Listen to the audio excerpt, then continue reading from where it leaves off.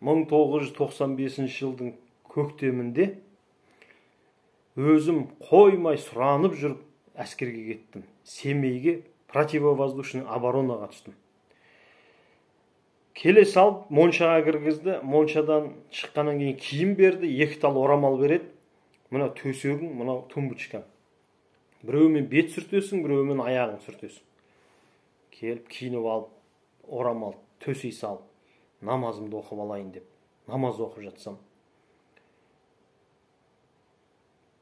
сержант кіріп келді да, «Строиться!» деп айғайлады. Тапыр тұпыр, бір тура бір ақыр заман келіп қалған сияқты, бәрі жүгіріп, тап бірін-бірі.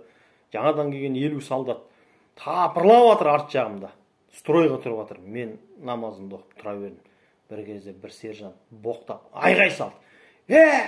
Тебя что, не касается, что ли?» деп. Мен намазымды оқып тұра бердім. Біреу сол кезде, он намаз читает, молится деп еді.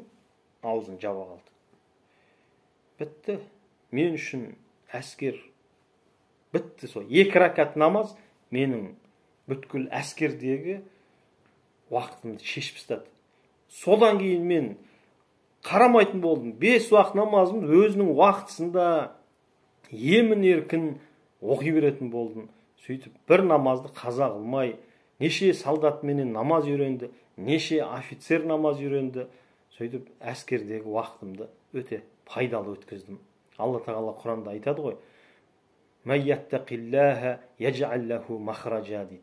Кім Алладан қорықса, тақуалық істесе, оған Алла тағала шығып кететін жолды тауып береді.